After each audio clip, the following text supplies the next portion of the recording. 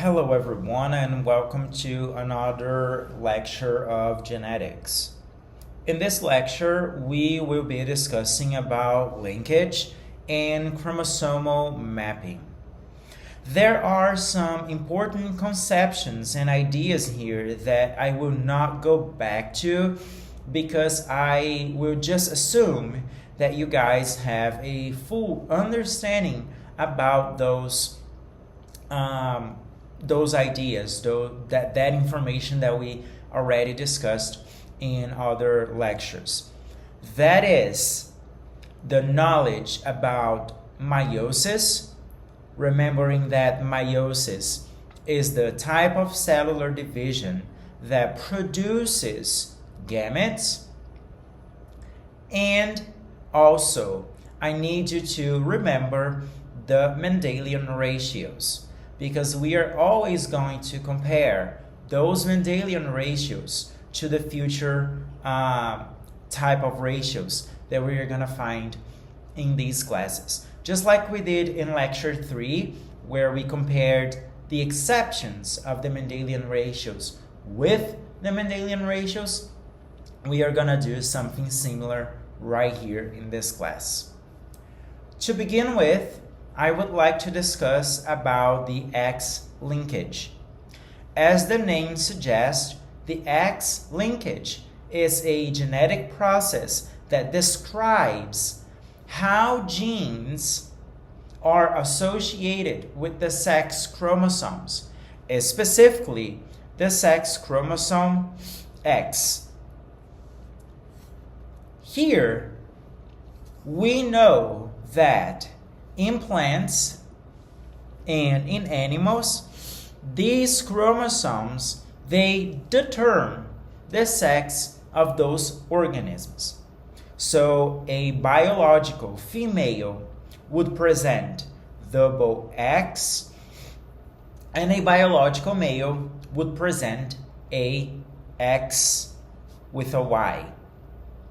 There are some genes that are only present in this X chromosome of both animals and plants. And because of that, and because how the biological sexes are determined by the presence of X and Y, we will observe unique patterns of inheritance compared to those Mendelian ratios that we studied before. So again, we are talking about genes that are exclusively present in these chromosomes. In the case of the lecture today, we're gonna talk about genes present in the chromosome X, and that's why we're calling this X linkage. One of the first people to come up with this idea that some genes are present in the X chromosomes, and that's why you have these unique patterns of inheritance, was Morgan. Morgan was the guy who, studying Drosophila, which is a type of fly, he showed that there is this X-linked inheritance, showing that some of these mutations, or specifically the white-eyed mutation in Drosophila, is related or is present in the X chromosome. It is a modified allele in the X chromosome of these flies. And that is because the offspring produced by the crossing of these flies would give him a phenotypic ratio that would be opposite, or at least different, from what the Mendelian ratios proposed for the inheritance of one or two features that we studied when we looked at the mono and dihybrid crossings. Okay? So here, this inheritance pattern that he observed was related to the sex of the parent carrying the mutant allele. So the offspring, the phenotype of the offspring was determined by the mutation carried by one of the parents. So here, with his studies, and we are going to look at the crossings that he performed, he concluded that the white mutation, the white-eyed mutation, the locus, the place where this mutation is present is in the X chromosome and not in the other chromosomes, because that mutation would not follow the Mendelian ratio. And he got to those conclusions when he performed this reciprocal crosses, sorry about that, which was performed between a white-eyed and a red-eyed flies, and that breeding did not give him identical results. So here in the following 2 slides, I will show you 2 of the crossings that he performed. And I'm gonna separate them in crossing A and crossing B. Here is what's happening in crossing A. In cross A, Morgan used a female fly with red eyes. A true breeding female, if we can call that. This red-eyed female had the following X chromosomes. So, like we know, females, they have 2 X chromosomes, and because they had red eyes, that was kind of complicated to say. Because they had red eyes, both of the chromosomes were carrying W positive alleles, meaning that those are the wild type alleles. He crossed this red-eyed fly with a white-eyed fly, male. The male, like we know, biological males, they carry X and Y chromosomes. Here, Y chromosome, we're gonna represent by this chromosome with a broken arm, just to represent that this is a different chromosome. And here, this white male, because the white-eyed male, because it has white eyes, we're gonna represent the allele in the X chromosome with just W. So here we can see that, first thing, so we don't get confused, W plus represents a wild type, and just W alone represents the mutant. Okay? Go back to the crossing now. This we're gonna call the parent or parental generation. As we saw for the Mendel cross, for the crossings performed by Mendel, these are the gametes produced by these organisms. So the red female can only produce this type of gamete carrying the wild type allele, and the male can produce 2 types of gametes, one carrying the Y chromosome, and the X chromosome carrying the mutant allele. Here, just remember, we're working with one chromosome, the sexual chromosomes, but there are other chromosomes in this organism, okay? We're just looking at one chromosome. Here, this gametes would give him the following F1 generation. So the female, as you can see, is the combination of double X chromosomes. So it can inherit a wild type chromosome from the mom and a mutant chromosome from the dad. Therefore, this female is a wild-type female with red eyes, because this allele is dominant over the mutant allele. What about the male?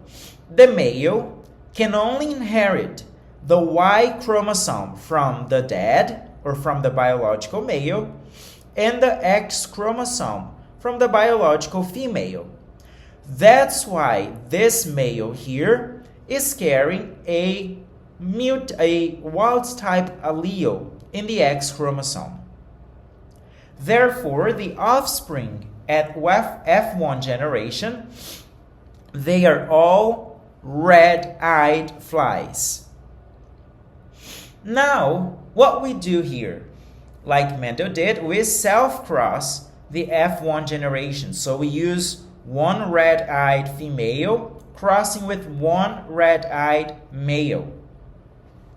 Here are the gametes the F1 offspring can produce. The red female can produce the following gametes. Can produce one gamete that carries the wild-type allele, or one gamete with the mutant allele. Both are X chromosomes.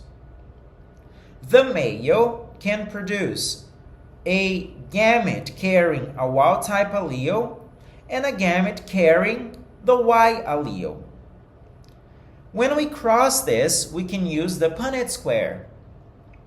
Here we are representing the gametes from the female, and here we are representing the gametes from the male. If you combine the X chromosome from the female with the X chromosome from the male, you get a red-eyed female. If you combine the X mutant chromosome from the female with the X chromosome from the male, you get a red female. What is the difference between these two here? One is homozygous for the wild-type allele, and the other one is heterozygous, meaning that it carries one wild-type allele and one mutant allele. If you combine now the X chromosome from the mom and the Y chromosome from the father, you get a red-eyed male. Remember, males will always inherit the X chromosome from the mom and the Y chromosome from the father. That's the only combination possible, because to a biological male who is contributing to the Y chromosome is another biological male, and who is contributing to the X chromosome is a biological female. Here then we have a red-eyed male. When you combine the mutant X chromosome from the female and the Y chromosome from the male, you get a white-eyed male. So here is the phenotypic ratio of this cross. You get 1/2 of the females being red-eyed, 1/4 of the males being red-eyed, and 1/4 of the males being white-eyed. See that this does not follow the 3-to-1 Mendelian ratio that we studied before. Okay? Now, with the crossing B, here's what he performed. The parental generation was made up of a mutant female with a normal wild-type male. The female had the following X chromosomes. Both chromosomes were carrying the mutant alleles, whereas the male was carrying the X chromosome with the wild-type allele and the Y chromosome, just the Y chromosome. Here are the gametes produced by the parental generation. The female can only produce this type of gamete, a X chromosome carrying the mutant allele.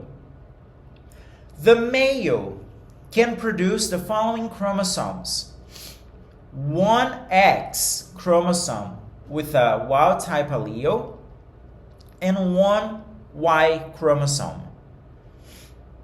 When you cross the gametes to obtain the F1 offspring, here's what you have. So for the female, you can only combine the X chromosome coming from one female and the X chromosome come from the male. This is the combination you have. So this female here will be red-eyed because it inherited one mutant allele from the mom, one wild type allele from the dad. The male now is a mutant male because it inherited one mutant allele from the female, and the Y allele from the male. So here's a very interesting thing to observe. In crossing A, the male in the F1 was completely different from the male that was the parent. Here is the same thing. The male now is mutant, which is completely different from this male. So where is this mutation coming from? That's the first question that we can ask. If this male is heterozygous, hemizygous, why is this other male also not the same as this male? First, we can conclude that it's because this chromosome is not coming from the male. The X chromosome is coming from the female. Okay, this is our F1 offspring. Now let's look at the gametes that they can produce. The female can produce one gamete with an X chromosome and a mutant allele, and one gamete with a X chromosome with a wild type allele. The male can produce two gametes. One gamete carries the mutant allele and the other gamete carries the Y chromosome. When you combine these gametes, we have the following Punnett square. So here we are representing the females, and here we are representing the male gametes. When you combine both X chromosomes from the female and from the male, you get a mutant white-eyed female. When you combine the X chromosome from the female carrying the wild type allele with a mutant chromosome, with a chromosome with a mutant allele from the male, you get a red-eyed female. When you combine the X chromosome carrying the mutant version of that allele with the Y chromosome from the father, you get a white-eyed male. And when you combine the chromosome carrying the wild-type allele from the female with the Y chromosome from the male, you get a red-eyed male. You can observe now that the ratio, the phenotypic ratio, is 1/4 for white-eyed female, 1/4 for red-eyed female, 1/4 for white-eyed male, and 1/4 for red-eyed male. Okay? This phenotypic ratio is also different from the Mendelian ratios for one single trait from the monohybrid crossing. From this, you can see that what is actually determining the mutation in these males is the presence of the chromosome X coming from the female. Okay? So here, with these two reciprocal crossings performed by Morgan, we can observe that those genes, the mutant gene and the wild type gene, the mutant allele and the wild type allele for the I mutation, they are present on the X chromosome. And with that, we can observe these unique patterns of inheritance because there is only one chromosome X in males and two X chromosomes in females. And that X chromosomes in male is coming from the female mother. Here, the Y chromosome lacks its homologous chromosomes. So that's why the genes this male will express will be due to the X chromosome. These males, we call them hemizygous. And that is because they only have one X chromosome and the other chromosome is Y. So we can't actually call that homozygous or heterozygous because they are just not the same chromosomes. Okay? For the female, yes, we can call this homozygous. Homozygous mutant. But this, because this is a different chromosome, then we call this male hemizygous. So here is our first evidence that some genes are carried exclusively in the X chromosome.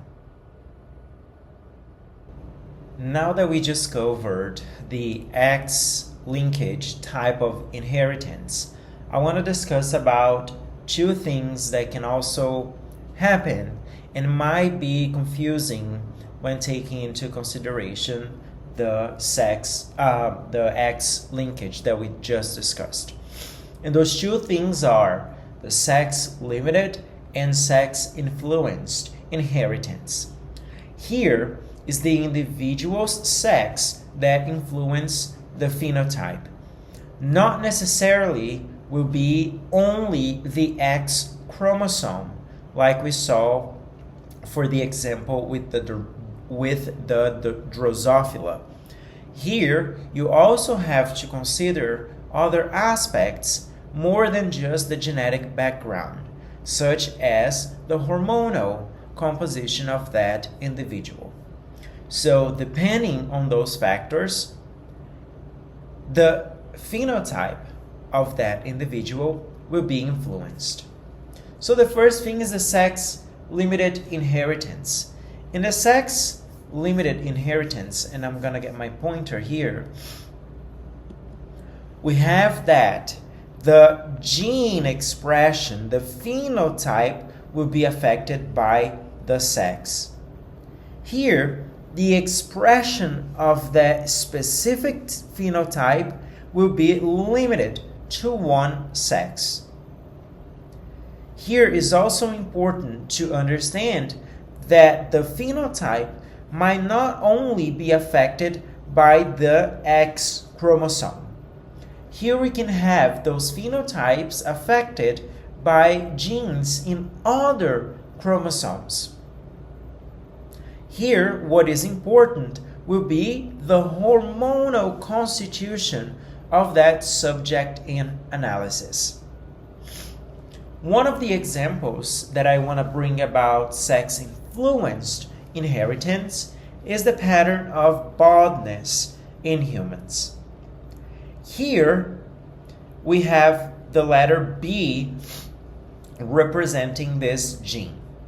In males, biological males, the B, capital B, behaves as a dominant allele in those individuals. However, in biological females, that same gene behaves as a recessive allele.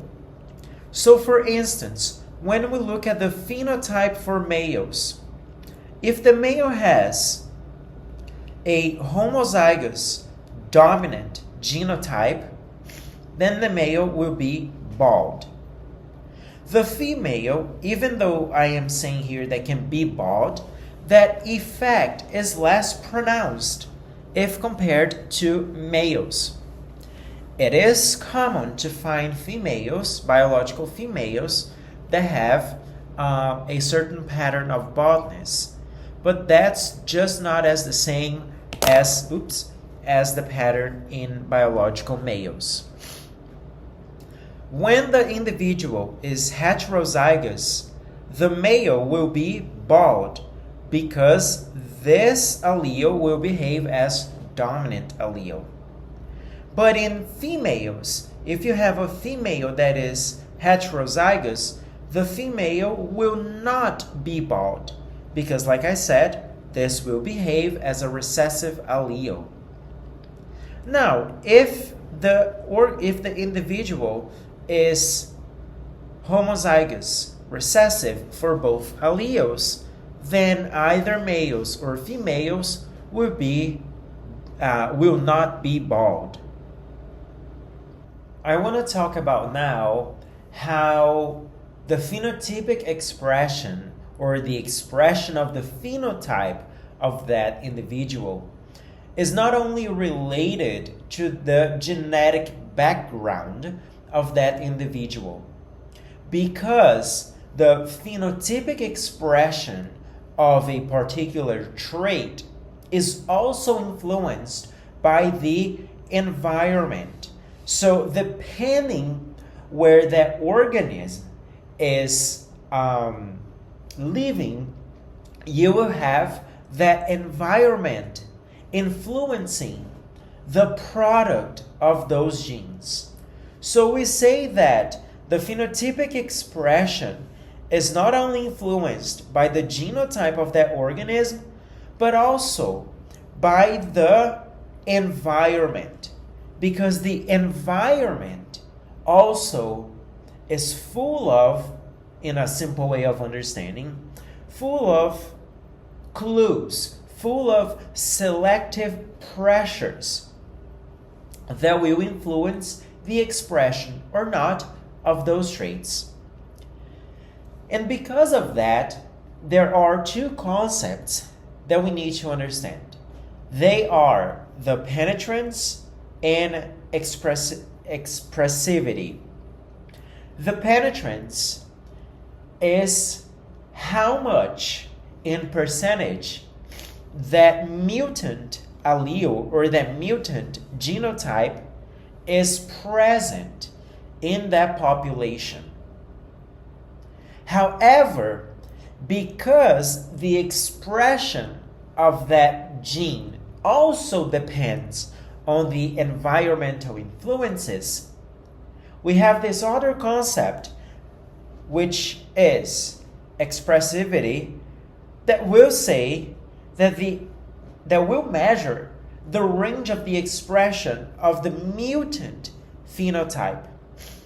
So even though that mutant genotype will be present in the population, the expression of the mutant phenotype might actually be changed. I want to say that, let's say that in a population, 50% of those individuals are carrying in their genotype a mutant allele for whatever trait. Because the expression of the genotype is also influenced by the environment, it might be the case that less than 50% of those mutants will actually express the mutant phenotype. So penetrance has to do with the genotype. Expressivity has to do with the expression of the phenotype. And those can be two different things. The expression of this genotype can occur at different phases of a organism's life. In humans, for instance, at different phases of the human development, you have different genotypes and phenotypes being expressed.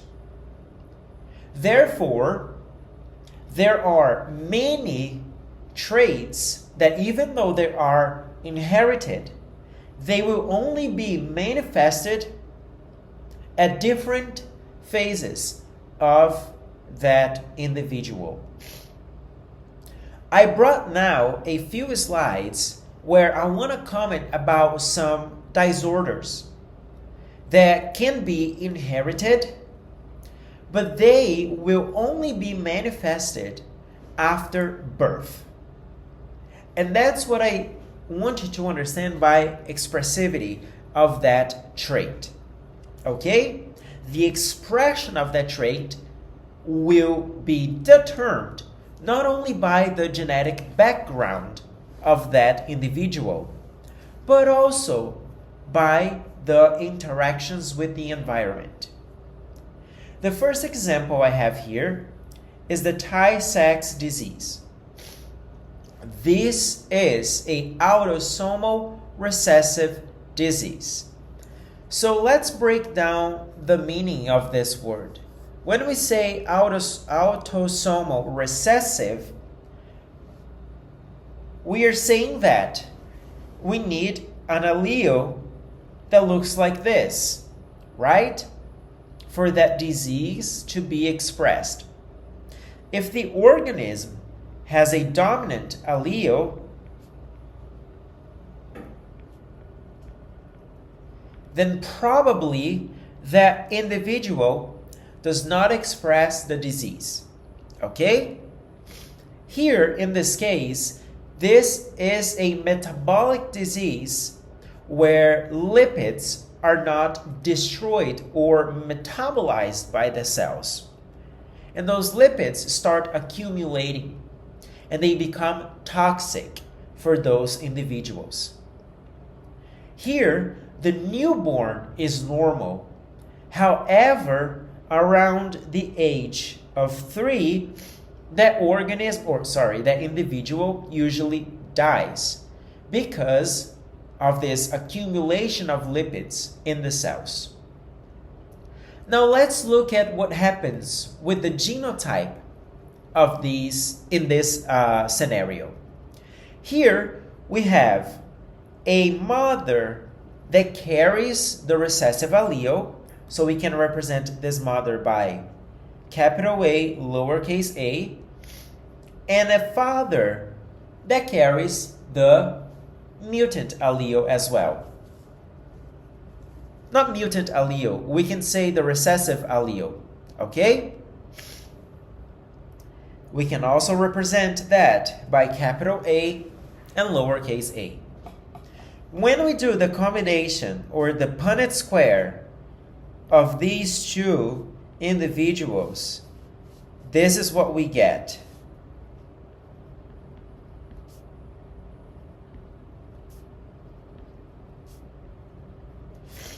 We get that 25% will not be affected by the disease, neither will carry the disease or will carry the mutant or will carry the recessive allele.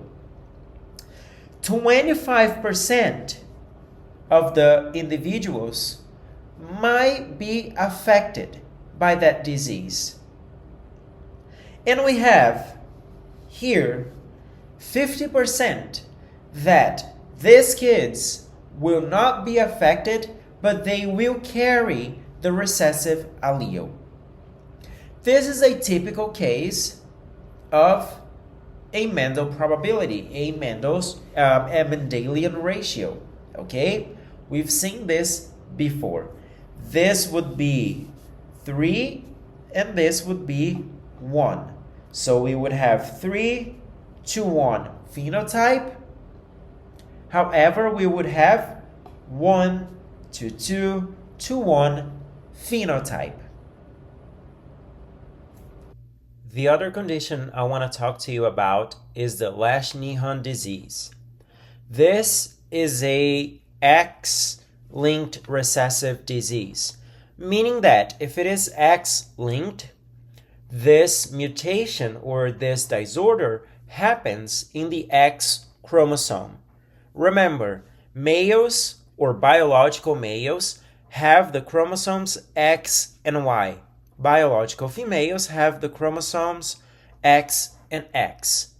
Therefore, males will be affected by the chromosome X coming from the mom, because the chromosome Y will come from the father. In this specific condition, we have an abnormal metabolism of the nucleic acid, which accumulates in the body and increases the uric acid. Here, a very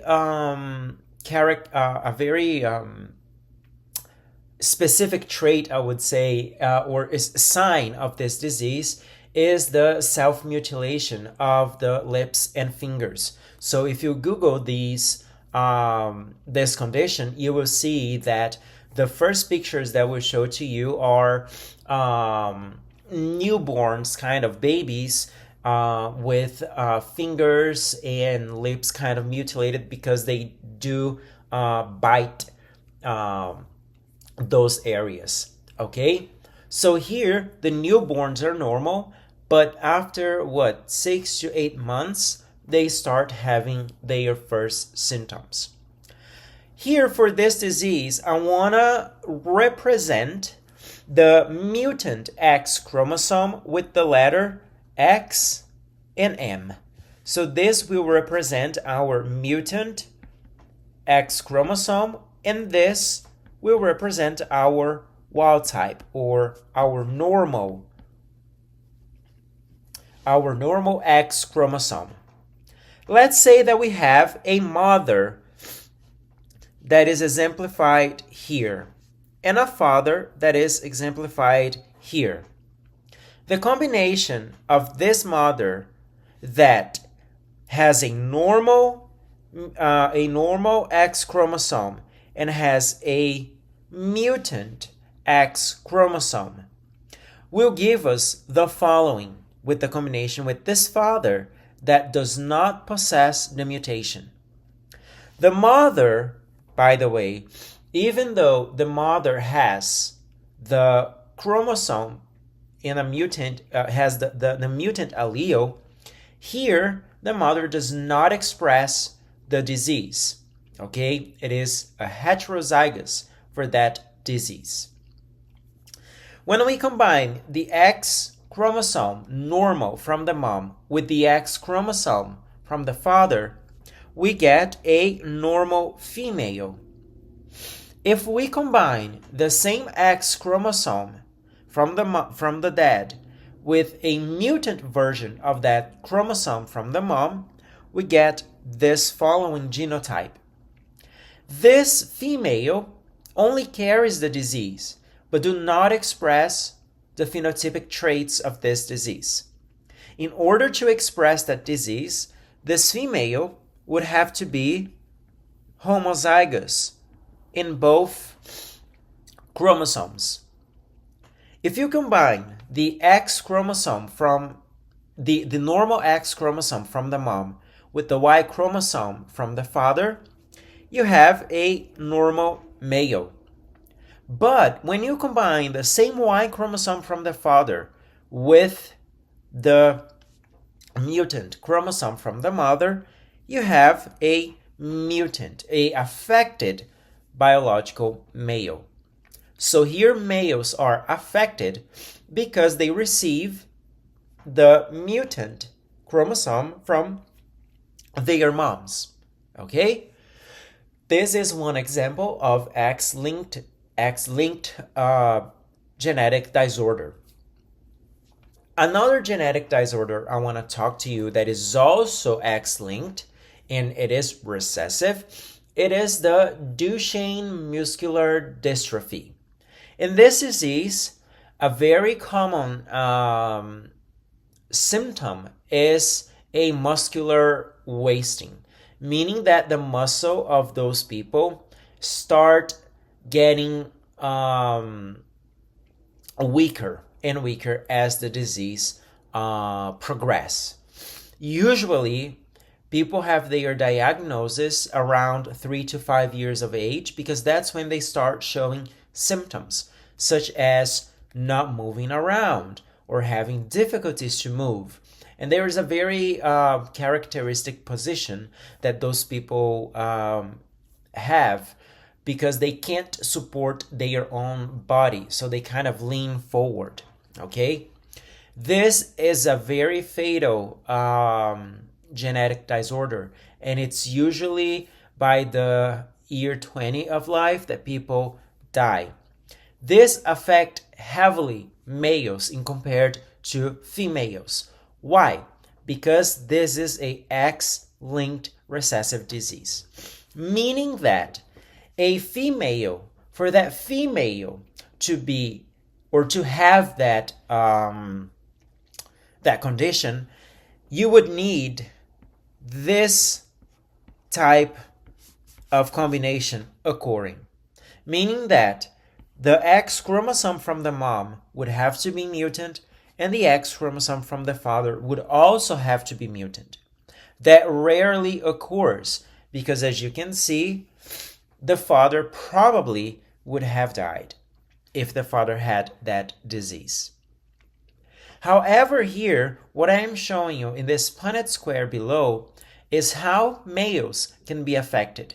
Because this is a X-linked recessive disease, only one X chromosome from the male, as long as the X chromosome is carrying the mutant allele, will affect the phenotype of that male. So if you have a female that looks like this female will be a carrier and normal, meaning that it carries the allele, but overall is a normal individual.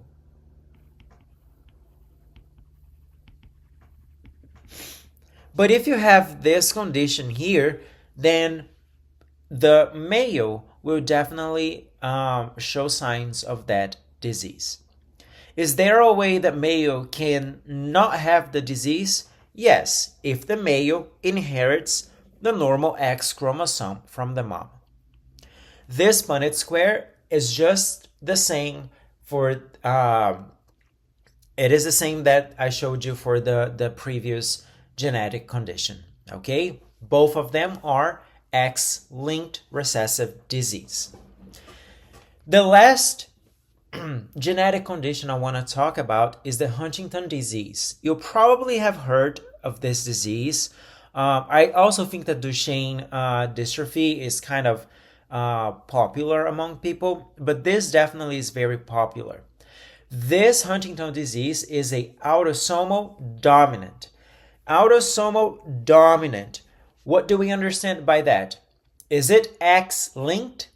No. So it is happening in other chromosome than the X or Y chromosome. Dominant means that at least one dominant allele being present will cause that disease. Okay? So you only need one copy of the defective allele for the disease to manifest. In this disease, we have the frontal lobes kind of degenerating.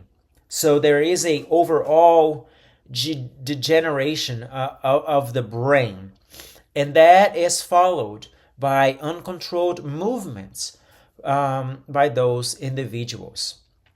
If the brain, especially the frontal lobes, are deteriorating, then we definitely will have some intellectual and emotional deficits in these individuals. Most of them ended up dying. This disease usually is manifested around the age of 45. And the Punnett square here below exemplifies how this disease can be passed along. In the horizontal here, we have a father. Let's just say it is a father. It doesn't matter here because it's not X-linked disease. But here we have a father that is carrying, for instance, a mutant allele and a normal allele. And here I am representing the mother that's carrying both recessive alleles. As you can see, the father does have the disease and will express the disease at the age of 45, but the mother will never express the disease because she is recessive. When you have the combination here, you have a person that can have the disease, that can manifest the phenotype of that disease. This will also manifest the phenotype of that disease. And these two will not be carriers and will not manifest the disease. So this is a typical half and half chance here of getting or not the disease. One important question that you can ask me about this disease is, how is this passed along generations if, evolution would tells us that if that gene is not really contributing to that environment, then the gene will be selected and will be excluded from that population. Here, because the onset of that disease is only at 45 years old, most people passed their sexually active phase of life. So they probably, at this point, left some offspring that are either carrying or not the mutant allele. Here, because the disease surpass the reproduction phase, then the alleles are also passed along. And that is a very important question for you to make to yourself. When you look at a certain condition and you think about the question whether that would represent a bad trait, in terms of evolution, you always have to think about the onset of that trait. When is that trait appearing in that population or in that individual? Is that after or before the reproductive phase of life? Most of the disease, especially if you think about cancer, they only manifest after the reproduction of the individual. So those alleles that probably would be selected by the environment to no longer exist, they ended up passing to the offspring because they pass that reproductive phase of life. So evolution is all about reproduction. If that condition does not produce an organism that is able to reproduce, then that organism will not pass the genes and it will die. But if that condition finds a way of masking, of disguising that phase, then that condition is passed along. Okay, that's a very important evolutionary inquiry that you should have as a biologist, for instance. All right? I want to start now introducing you to a concept about linked genes, because that will help us understanding a topic that's coming on the next slides. So remember, the topic of this class is X-linked inheritance and then also chromosomal mapping. We've covered those X-linked disease and examples before. So now to understand about chromosomal mapping, we've got to understand this idea that poses that some genes, they are linked.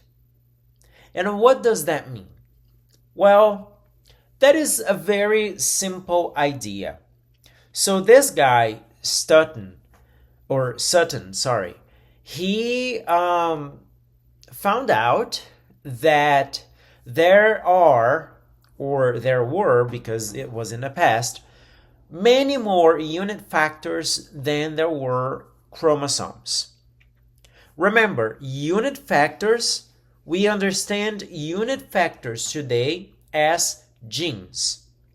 Chromosomes are carrying the genes. So we have these unit factors in chromosomes, okay? But he observed, and that is true, that we have much more genes than we have chromosomes, right? We do have only, 23 pairs of chromosomes, or 46 chromosomes in humans. But we definitely have more than just 23 genes, because we have genes for the hair color, the eye color, height, and many other traits, and many other things that happen in our body and we don't even think about, right? Because genes, their final product are proteins, and those proteins are responsible for so many functions in the body. So it is logical to think that one chromosome can carry many genes, because that chromosome is carrying the DNA in a packed form. So here, this concept of linked genes is not that hard to understand. It is just telling you that some chromosomes are carrying multiple genes. And that is true, right? So here, we can assume that some of those genes, they segregate as if they were linked, as if they were joined, because they are present in the same chromosome. That happens because those genes might be part of the same chromosome, and because of that, they are transmitted as a single unit. Think of this as a monohybrid crossing, following the Mendelian ratios for the monohybrid crossings. Okay? Because of the fact that those genes are linked together in the same chromosome, they do not undergo independent assortment. Remember, independent assortment was happening in the dihybrid crossing. There, I was looking at two genes that were in two different chromosomes. Here, I'm also looking at two genes, but those genes are in the same chromosome, and that's why I call them linked genes. When you studied meiosis, you probably covered, and I am sure that we covered this in our first lecture, that one of the steps and one of the things that can happen during meiosis is this event of crossing over. The crossing over literally means when the two chromosomes, two non-sister chromatids, they exchange genetic material. Okay? So let's think that you have this chromosome, and then on the other side, you have, let me just change the color, the other chromosome. If crossing over occurs, the result from that will be something like this.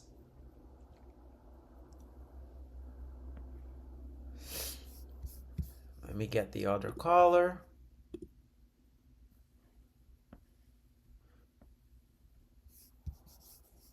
And now back to green. So here you can see that those two chromosomes, they exchanged parts of their arms of those non-sister chromatids. This has a direct impact in those genes that might be linked, because you can have those genes, and here I'm going to represent with a different color.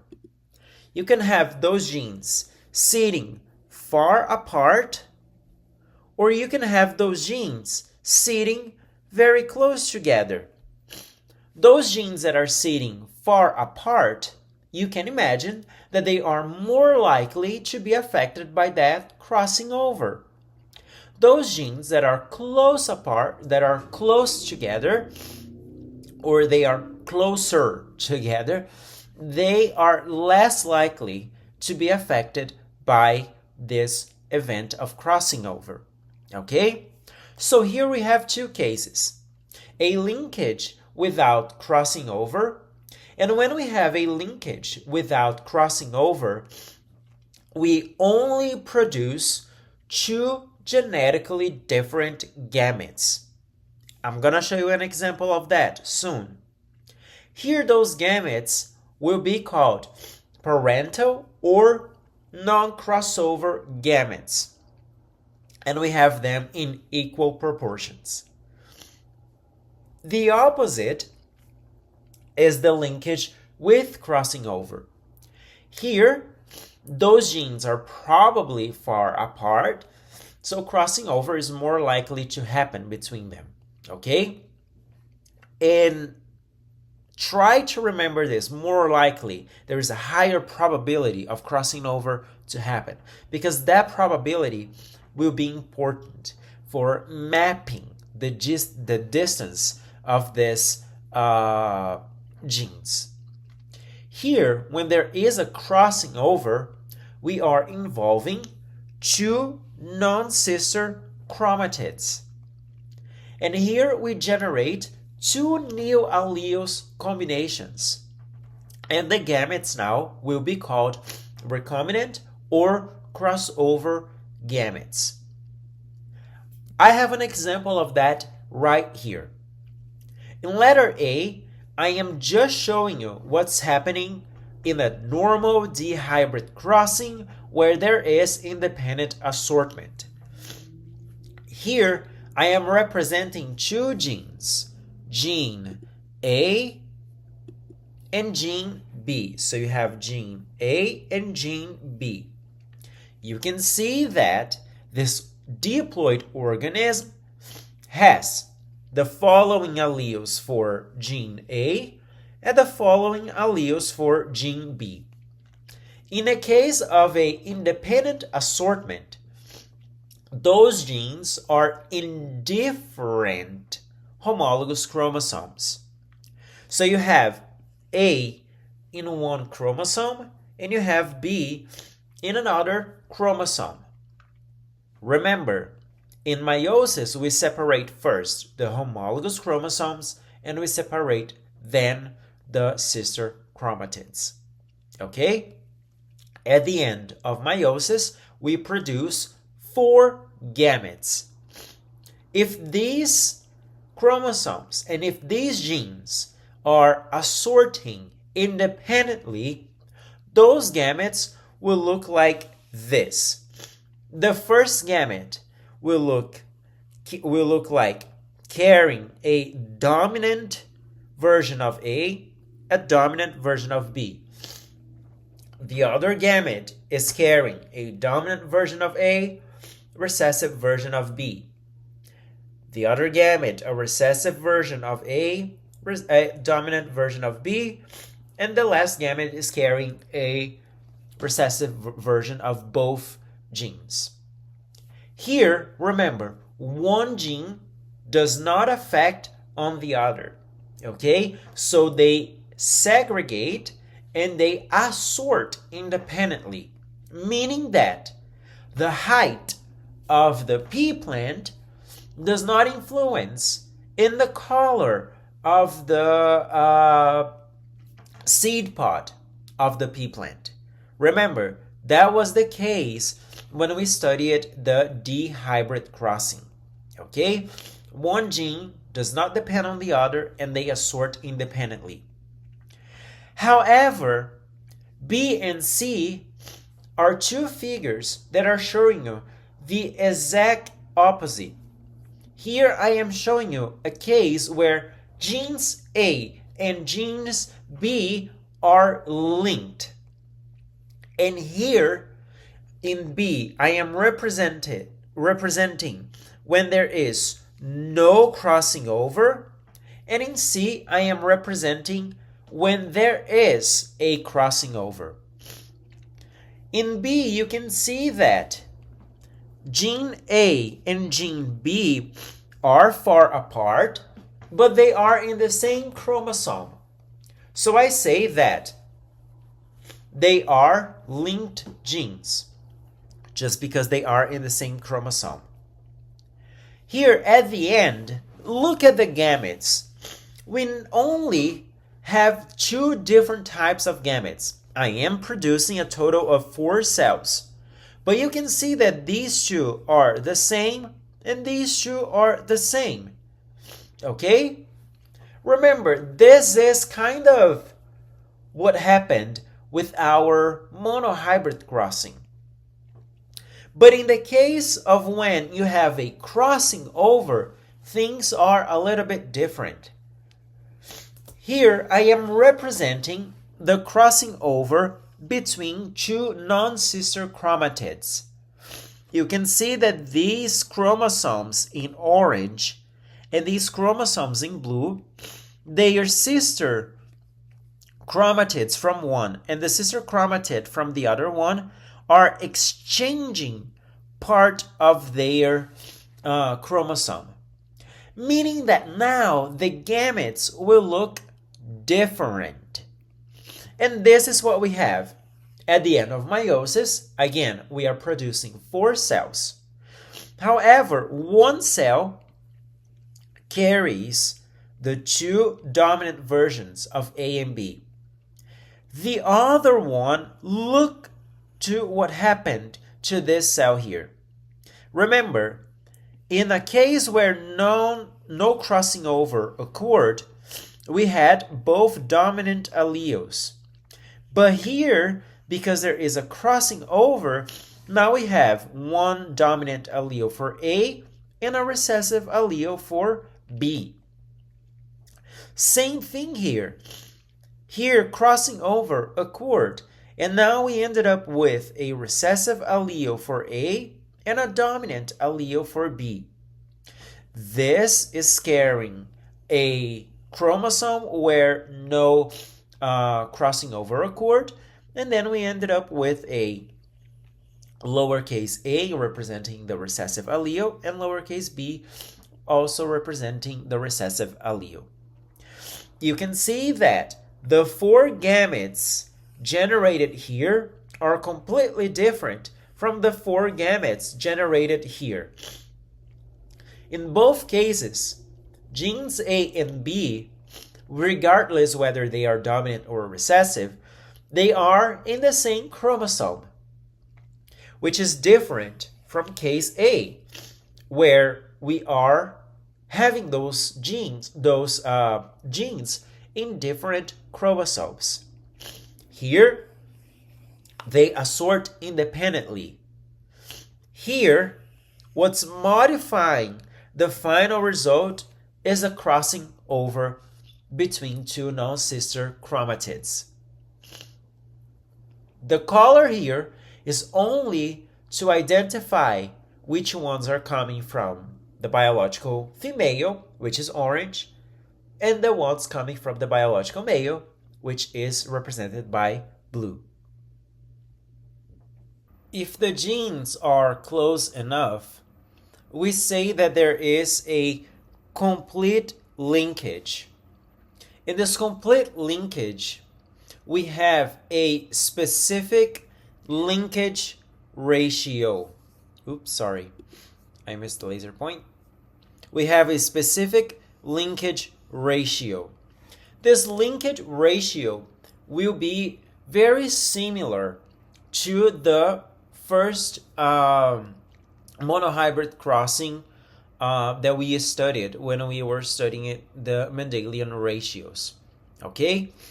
Here, I'm gonna use an example, but I am not gonna use those simple letters like capital A, lowercase a. We're gonna use these genes now, this nomenclature. Here, I'm gonna use HV to determine the mutant allele for heavy veins. This is the wild type allele for thin veins.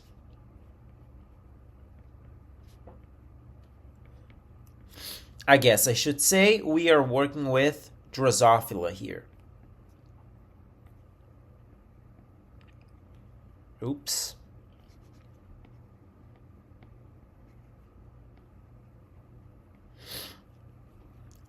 And another gene that I will be using, it's for the color of the eyes. This nomenclature will represent red eyes, and this nomenclature will represent brown eyes. Okay? So these are the wild type, and these are the mutant version of those alleles. As you can see, I'm working with two genes. One is for the veins, and the other one is for the eyes. My parental generation, as you can observe all the way up here, my parental generation has thin veins and brown eyes, and heavy veins and red eyes. Here, in this parental generation, I am only representing one of the sister chromatids of the chromosomes, just for simplicity. Again, the red or the orange comes from the mother, and the blue comes from the dad. Okay? So here you can see that you have a thin vein with brown eyes. And here you have heavy veins with red eyes. What are the gametes that these two individuals can produce? They are represented here. This individual can produce this gamete with thin veins, brown eyes, and this other individual here can produce the gamete containing alleles for heavy veins and red eyes. What we do, we use those two gametes and produce the F1 generation. The F1 generation, as we are used to, will be a heterozygous organism. Okay? So, here it will inherit a allele for thin veins and an allele for red eyes. Okay? They, with the positive sign, exert dominance over those that don't have the positive sign. We've talked about that probably in the third class. What we do now is look at the gametes that this F1 generation can give us. And here we have two types of gametes. We have one gamete that carries alleles for thin veins and brown eyes, and another gamete that carries alleles for heavy veins and red eyes. These gametes, if you pay attention, this resembles this gamete here, and this gamete resembles this gamete here. These two gametes, because of the similarity with the parental gametes, We also can call them parental gametes. Because these two genes are very close to each other, showing us an example of complete linkage, the gametes here of the F1 generation will be the parental gametes. Will be the same thing as the parental gametes. What we do now, we self-cross the F1 generation. Because those genes are in the same chromosomes, this will not be the case for a D-hybrid crossing. Yes, we are working with two genes, two different traits. But here the genes are exhibiting a complete linkage, meaning that they are in the same chromosome. So when we set up our Punnett square, we can represent those two genes in the same place because they are in the same chromosome. Just like this.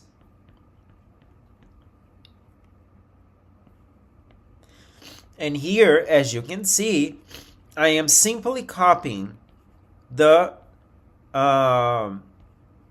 gametes that the F1 generation can give us. Okay? And you can see here that this chromosome, this first organism will have the following chromosomes, or will have the following alleles. The second organism will have the following alleles. Oops. The third will have the following.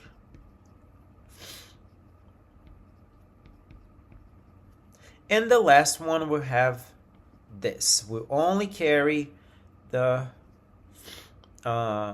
mutant ones.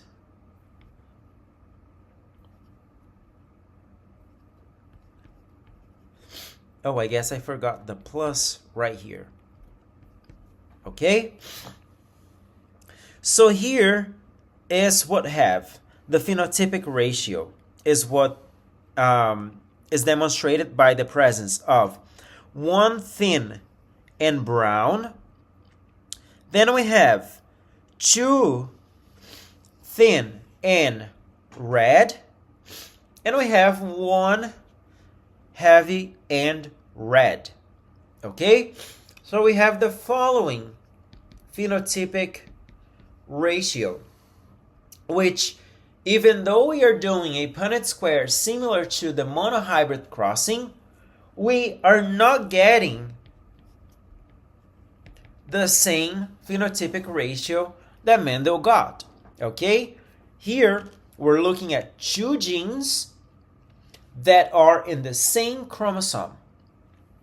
When we did the monohybrid crossing, we were looking at only one gene in that chromosome. Okay?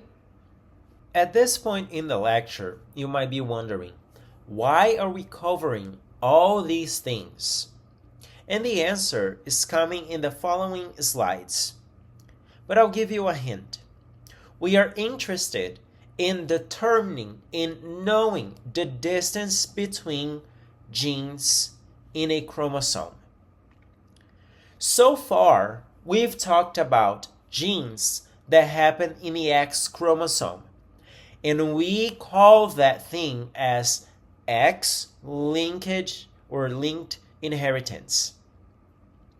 Then we also talked about genes that can be really close to each other in the chromosome, and we defined that as a complete linkage. And we saw that the complete linkage has a specific phenotypic ratio of 1 to 2 to 1. We also talked about that crossing over can occur between those genes that are in the same chromosome, right? And we are going to use this phenomenon, this crossing over, to understand how far apart those two genes in the same chromosome are. So if you think about a chromosome, and you think about the chromosome having, I don't know, perhaps 3 genes. So you have gene 1, you have gene 2, and you have gene 3. How do I know the distance between these genes? And how can I determine the distance between these genes? Well, we are going to look at the crossing over frequency to determine whether those genes are close to each other or far apart. One thing that we want to know, and that will help you understand the upcoming slides, is that if the genes are farther apart, then it is easier to happen for the crossing over to happen for those genes. The closer they are, then we have that complete linkage. Okay? We are interested in mapping, in knowing the position of those genes in the chromosome. Okay? If those genes are linked, that means that they are inherited together because they are on the same chromosome.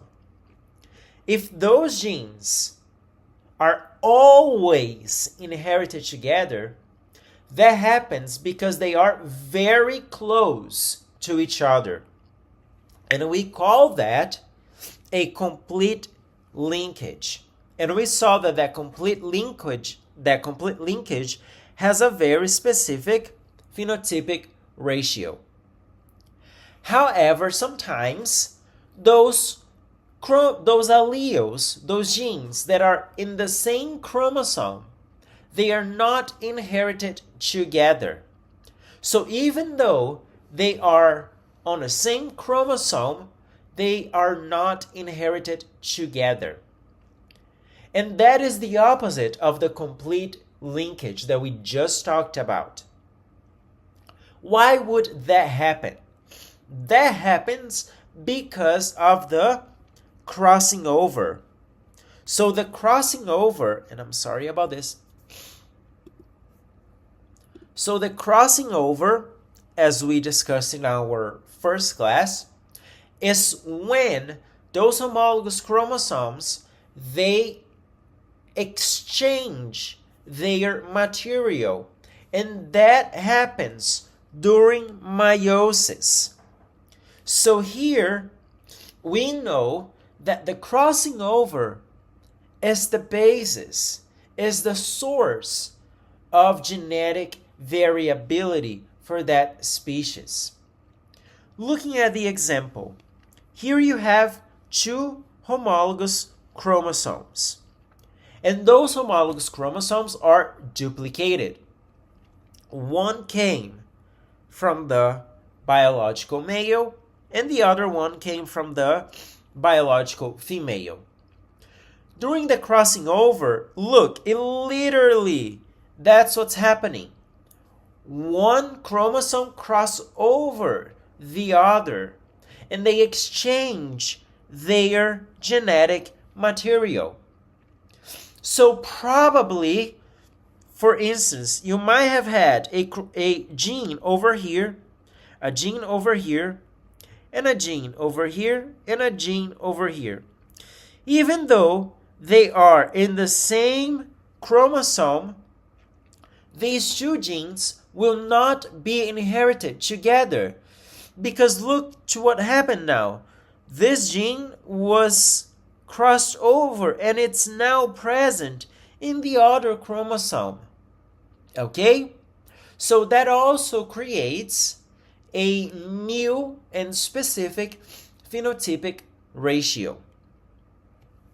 So these crosses will always produce a percentage of what we call recombinant gametes. The recombinant gametes are those gametes where crossing over happened. Okay?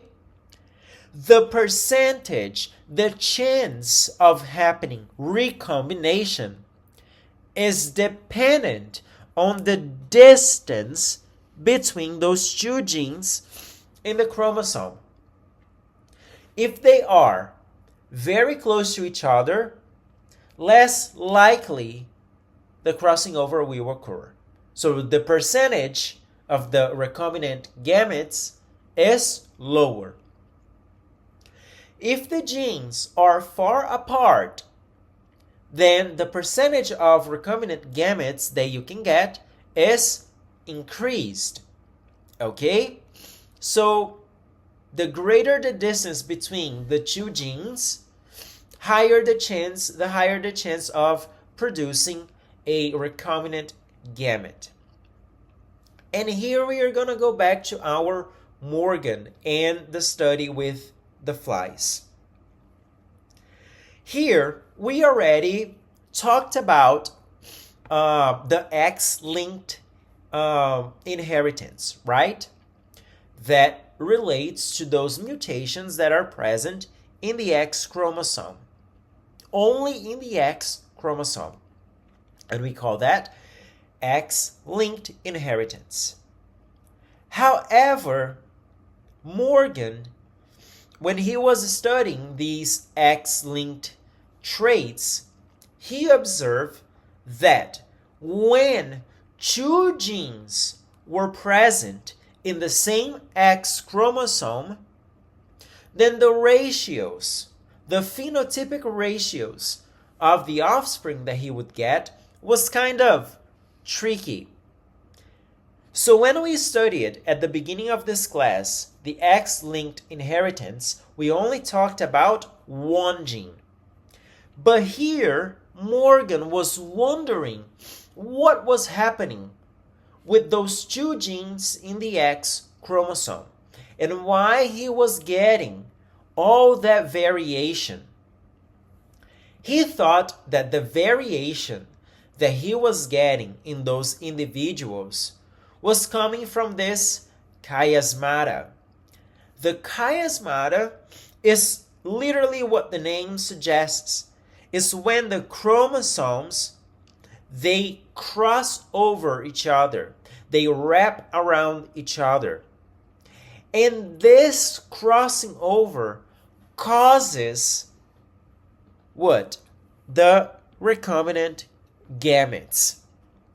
So Morgan was the first guy to postulate that perhaps that genetic variation that he was observing when he was analyzing two genes in the X chromosome was actually coming from the crossing over between those two chromosomes. And we are going to look at two crossings that he performed, and we are going to see how the crossing over can affect the phenotypic ratio in F2 generation. When we look at these crossings, here's what we have. Let's look at cross A first. Remember, we are interested in looking at two or more genes in the chromosome X. Remember that biological females have two X chromosomes and biological males have one X chromosome and one Y chromosome. In crossing A, Morgan used a female fly with two mutations and one male fly with both alleles wild type, as you can see here. So let me get the pen. So the female for both alleles is carrying the mutant version of those alleles in the X chromosome. Here the male is carrying the Y chromosome, which we are not interested in. And in the X chromosome, the male is carrying the wild-type version of those alleles. See that those genes are in the same X chromosome. I'm not going to go over the steps of producing the gametes, but as you can imagine, this female can only produce one type of gamete, and the male can produce two gametes, one containing the X chromosome and the other one containing the Y chromosome. When we combine those gametes from the parental generation, we get the F1 generation. And our F1 generation will look like this. The female will have the mutant allele and the wild type allele as well. The mutant version of this X chromosome came from the mom, and the wild type version of this X chromosome came from the father. When we look at the male, here's what we have. As you can see, the Y chromosome was inherited from the father, and the X chromosome was inherited from the mother. Here the colors means that orange came from the biological female and blue came from the biological male. The gray only is being used for the Y chromosome. As you can see, this biological male inherited two mutant alleles. Okay? So, what we do now is crossing the F1, and we observe the frequency or how many individuals we have in F2. This is what Morgan observed. He observed that 99.5% of the individuals, they had a phenotype that resembled the parental phenotype, both for males and females. So these phenotypes right here, they resembled the phenotypes shown in the parental generation. So we call them the parental types. Okay? And he observed that 0.5% of the individuals from the F1 crossing were completely different from the parental generation. And he called those individuals recombinant type. And he observed that only 0.5% of the individuals were recombinant. Okay? Here, he was studying crossing A, two mutations, the yellow and the white mutation. In cross B, he studied the white mutation and the miniature mutation. Again, in crossing B, he was interested in understanding the pattern of inheritance of two genes in the same chromosome, in the X chromosome. So now let's understand cross B.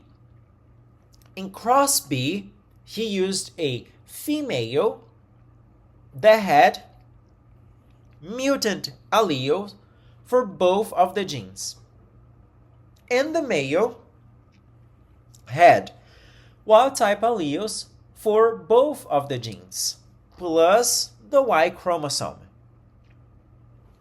Then, the F1 generation looked like this. The female was a wild-type female because it had inherited a X chromosome containing the mutant alleles from the mother and an X chromosome containing the wild-type alleles from the father.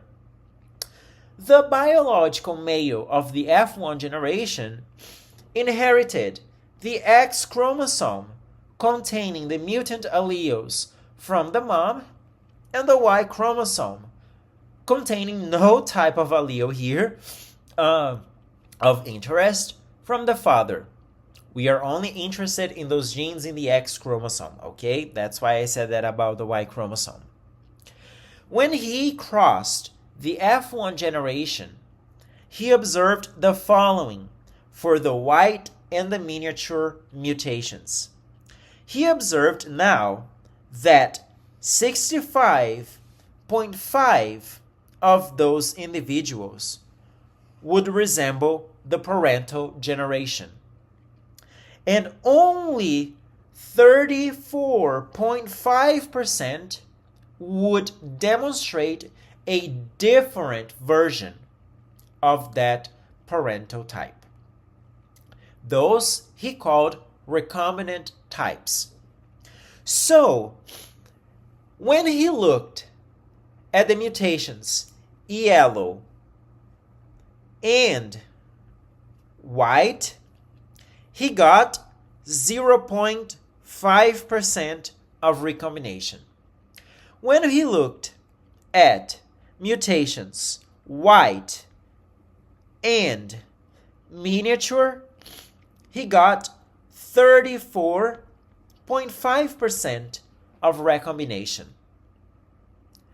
Here, why he got such a small recombination for those two genes and a much larger or bigger recombination rate for these other two genes? As you can see visually, the genes for the mutation yellow and white are much closer to each other than the genes W and M for those white and miniature mutations.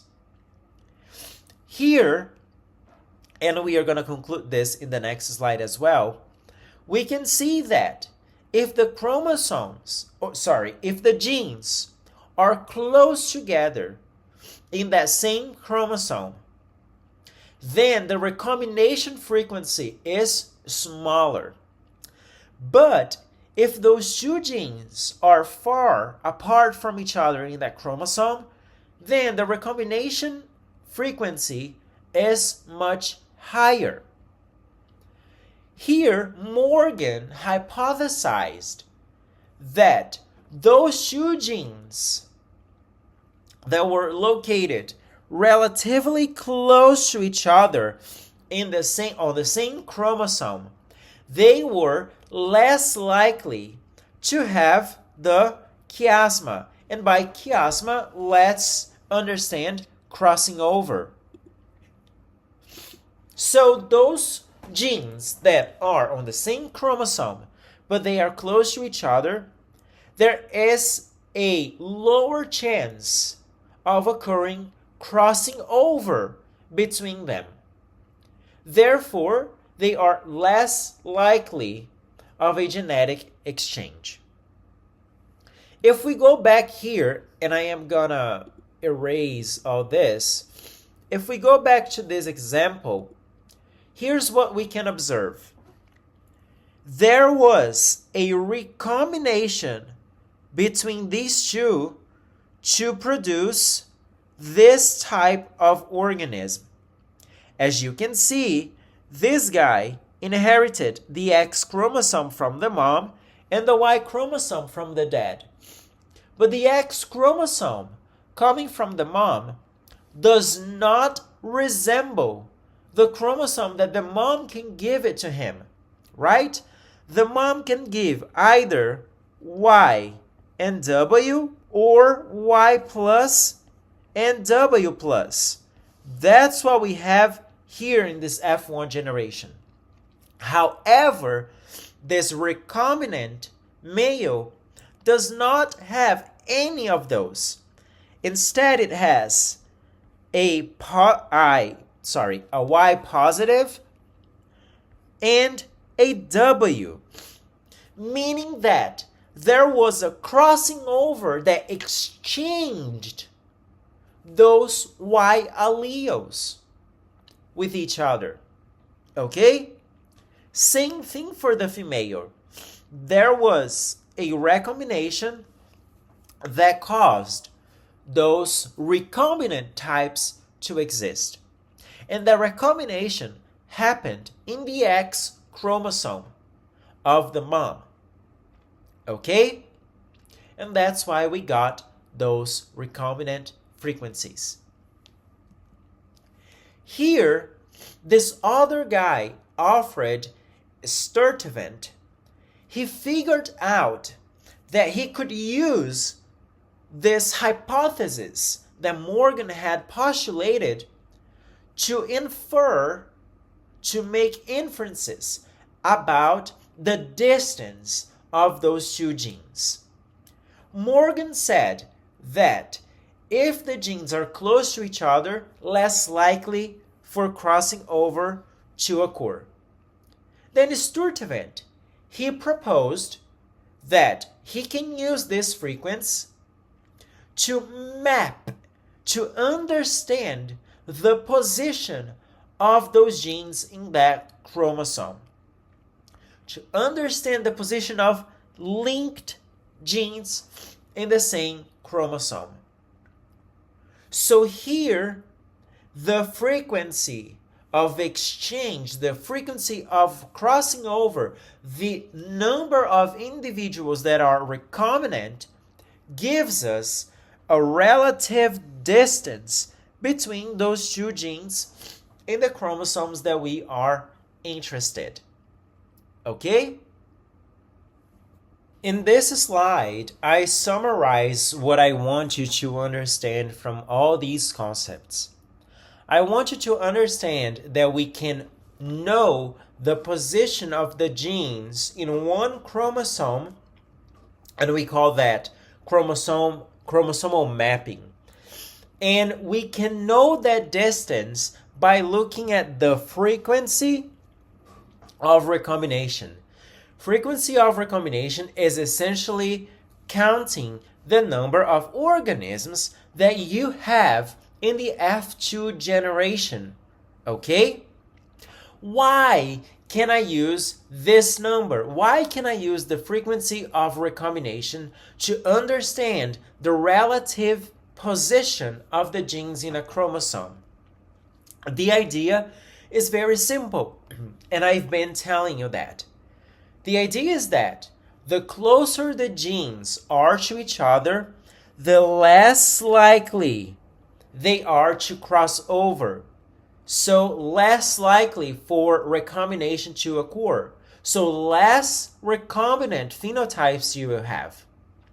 However, if those genes are farther apart, then there is a higher chance for crossing over to occur. Okay? Because of this simple idea, we can use the recombination frequency to estimate the location of those genes in relation to each other. And that we call mapping. Chromosomal mapping. This arbitrary unit of distance equivalent to the frequency we call map units. Okay? Map units doesn't give you a distance in inches or in meters or in centimeters. Okay? Is a relative position to each other. All right? That's what we are interested. We are talking about structures that are very, very microscopic. We're talking about genes, which is just a sequence of letters. Okay? So we created, or Morgan and Sturtevant created this method to sort of have a alternative to measure the distance of these genes. Here, one map unit is equivalent to 1% of recombination. So if you have 0.5% of recombination, that is the same as 0.5 map unit. Okay? So, when we look at the when we look at the genes for the yellow mutation, white mutation, and the miniature mutation, we can estimate their relative position from each other. So between Y and W, we know that the recombination was 0.5%, therefore the map unit, the distance from each other is 0.5. In the case of the white and miniature mutation, we know that the recombination rate was, or the recombination frequency was about 34.5. Therefore, we know that the distance, or the relative distance of these two genes, is 34.5 map units. Okay? How do we get to this 35.4? Is this a simple sum of the two distances? No, because like I said, this map unit does not follow a metric system or the imperial system in terms of measuring distance. Okay? Here we are interested in the frequency of recombination. So this other value that I did not discuss with you comes also at looking in the recombination of these Y and M genes, the yellow and miniature mutation. Can we look at the three genes at the same time? Yes, that's what we call the 3-point mapping. And we are going to talk about that at the end of the class. But to do that, we need to understand that we are going to need multiple crossing overs happening in that chromosome. Okay? So far, we talked about single crossing overs. So you only had a crossing over here, one crossing over here. Okay? But now to understand the position of those three genes, we need multiple crossing overs to happen. Okay?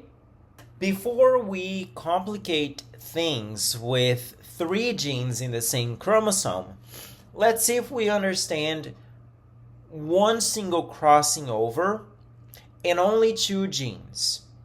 So in A, in this figure, you can see that I'm working with genes A and B.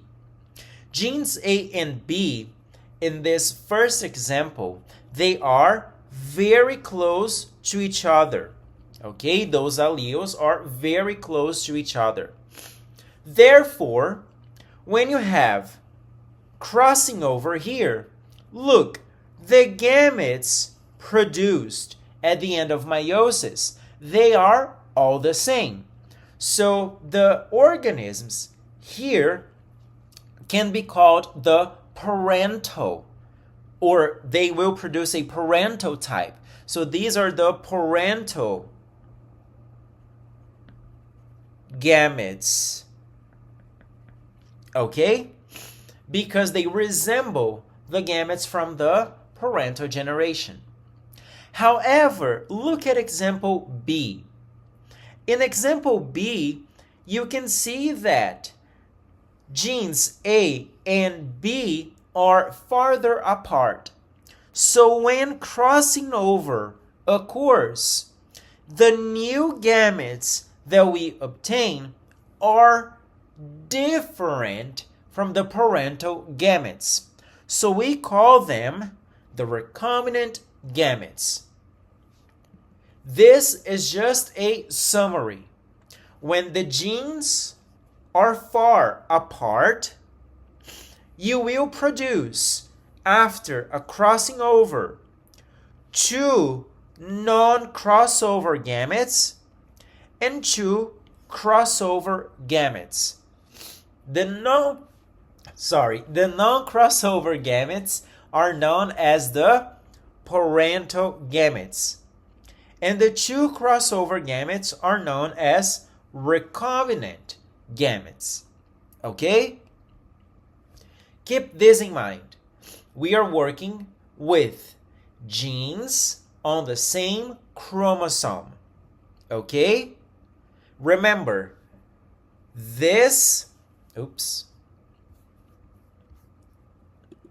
let me get a different color. This chromosome is duplicated. You are looking at two sister chromatids. This chromosome is homologous to this chromosome that also has two sister chromatids. Okay? Sometimes in these examples, I am showing you only one sister chromatid for simplicity. Sometimes I am showing you the gamete. So please keep that in mind. We're not going over to those details anymore because I am assuming that when you look at those things, you already know what they mean. If you are confused, then pause and try to understand if you were talking about the gamete, the sister chromatid, or the homologous chromosomes. Okay? I promise you guys that we are heading towards the end of our lecture. And in this final portion of the lecture, I want to talk about how we can determine the sequence of the genes in one chromosome. And we do that by analyzing multiple crossovers. So when we studied the previous example, in that previous example, we used single crossover, right? Only one gene was exchanged with the other. And with that, we were able to determine the distance between those two linked genes. So single crossovers are helpful when we are working with only, let me get the pen, with only two linked genes. Always remember, linked genes means that those genes are in the same chromosome. However, as you can imagine, the genome of any organism is much more complex than just having two genes. Us, humans, for instance, we have chromosomes with multiple genes in it. So we have gene for hair color, eye color, your height, your whatever genetic condition, your blood or whatever, right? We have multiple alleles, we have multiple genes in one same chromosome. So all these genes, they are linked. In order for us to understand the distance between those genes, between these multiple genes, we also need multiple crossovers. We also need to map how distance, not only A is from B, but also the distance from A to C, and then B to D, and so on and so forth.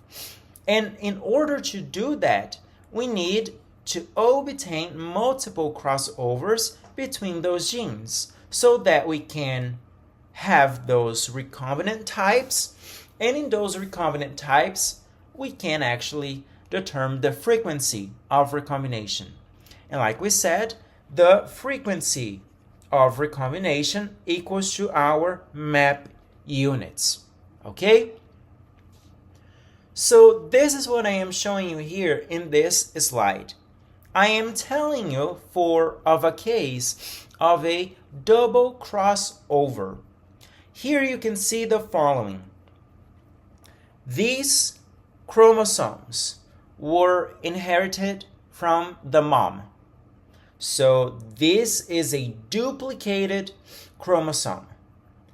This chromosome was inherited from the father. This is also a duplicated chromosome. Each arm of these chromosomes is known as sister chromatids. And we know that this chromosome here is homologous to this chromosome. Here we are working with the following genes: gene A, gene B, and gene C. But you can see that those genes, they come in different flavors, in different alleles. If I were to describe the genotype of this individual, I would describe probably like this.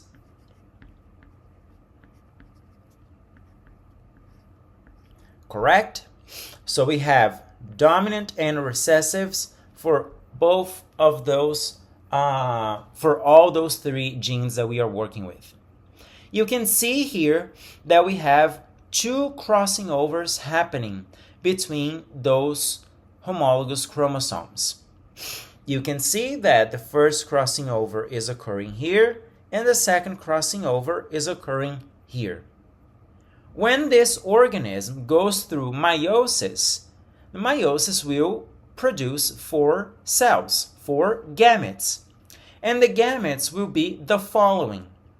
We will have 1, 2, 3, and 4 gametes. But you will see that 1 and 3 are the double crossover gametes, or the recombinant gametes, where you have the crossing over occurring. And you have 2 and 4 as the non-crossover gametes, or we can also refer to those non-crossover gametes as the parental gametes. Okay? You can see here that in this chromosome number 1, you obtained a recessive allele.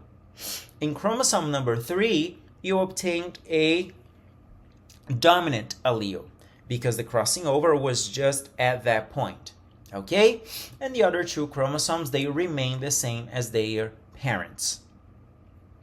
When we have 3 genes that we want to know the relative distance between those genes in the chromosome, we have the case of a 3-point mapping. A 3-point mapping is when we use those 3 genes and the recombination between those 3 genes, and we are able to identify the relative position or locus of these genes. Loci when we are talking in plural, okay? Here, in the next example I'm going to show to you, we are going to work through the 3-point mapping in Drosophila. Here are 3 important criteria for this 3-point mapping to work, and they must be respected, okay?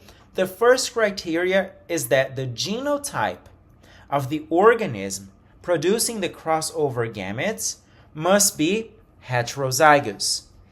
That means our F1 generation must be heterozygous.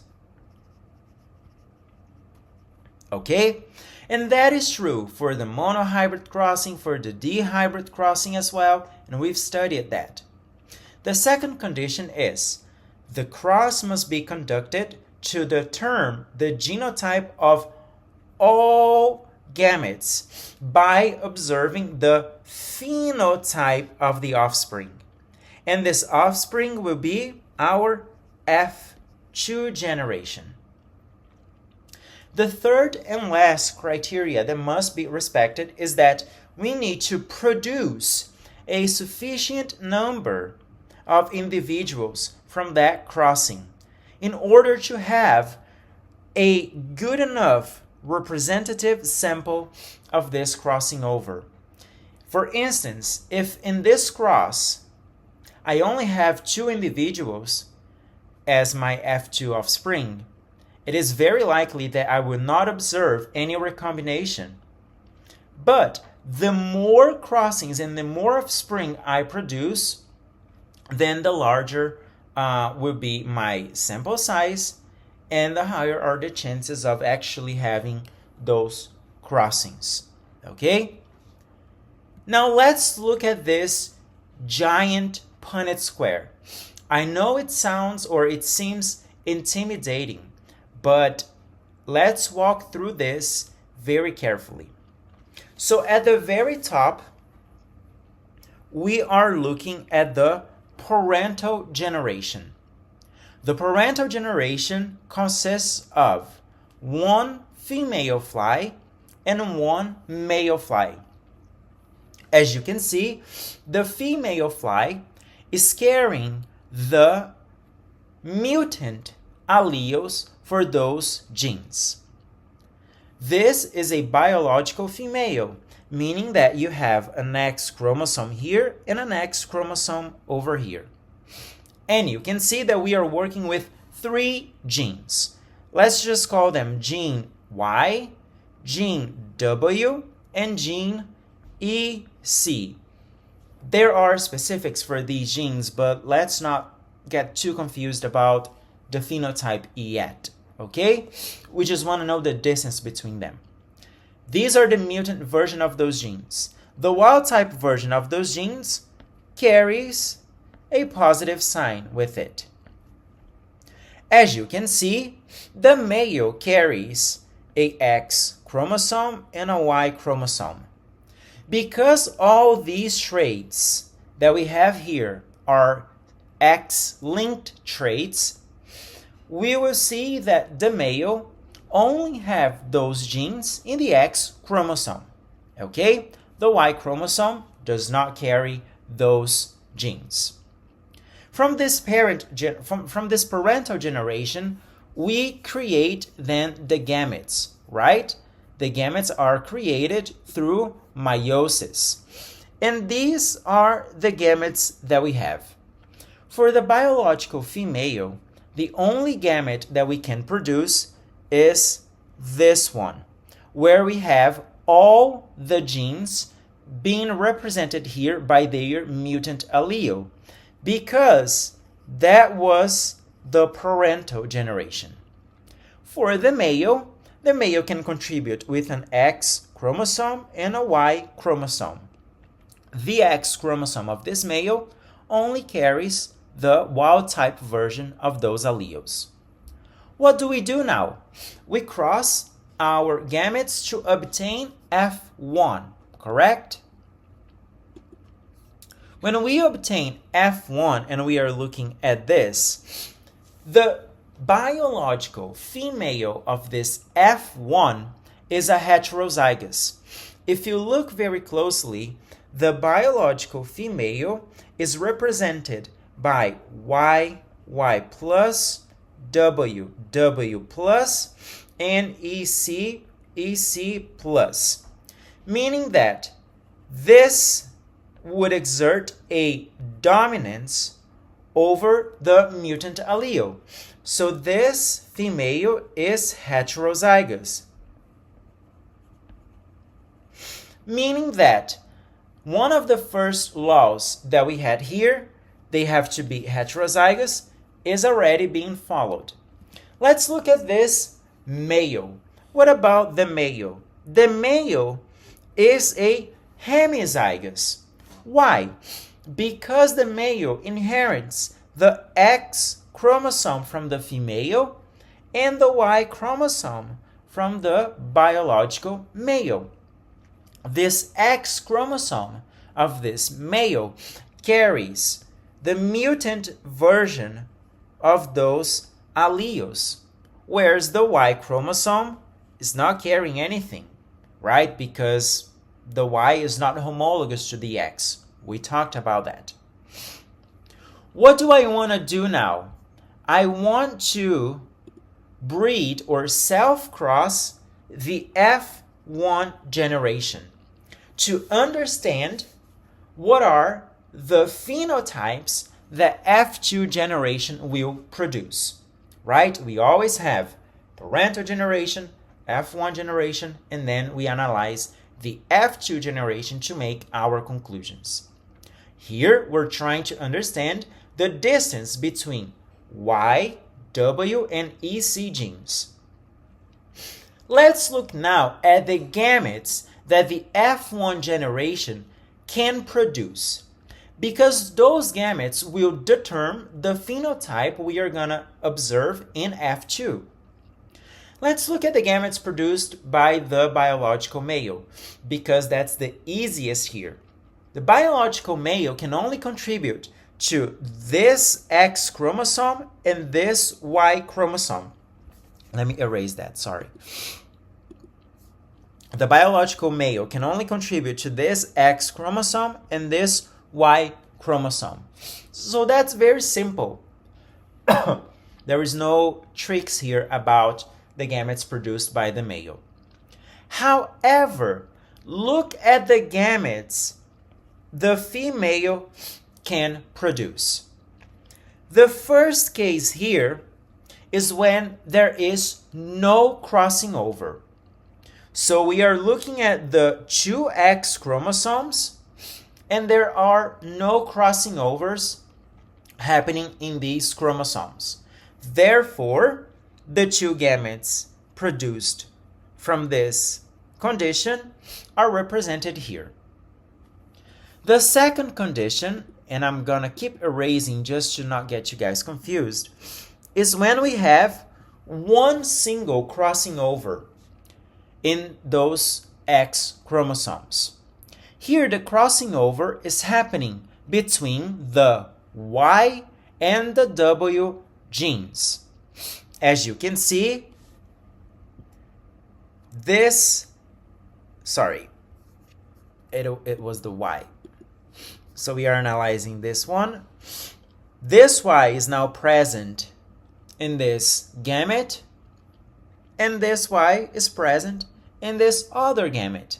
So there was an exchange right close to the W. The other single crossover that can happen is an exchange between the W and the EC genes, as you can see here, where the crossing over occurred.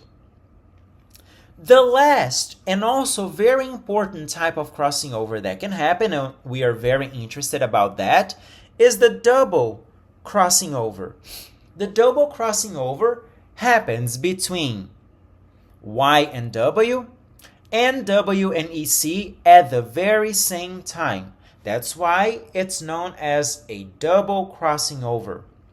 And here are the gametes produced by this double crossing over.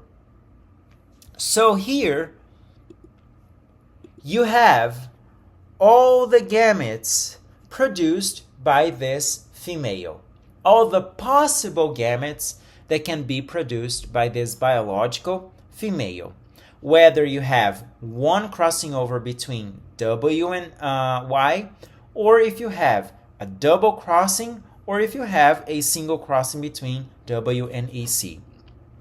Now, what we can do is combine each of these gametes with the gametes from the biological male. You can see that in one column you will obtain all the biological females, because these two chromosomes will be X, and in the other column you will obtain all the biological males, because you are combining one X and one Y, one X and one Y. What are we interested here? We are interested in understanding the distance of between the three genes. What do we have to look at to understand the distance between the three genes? We have to look at the crossing over frequencies.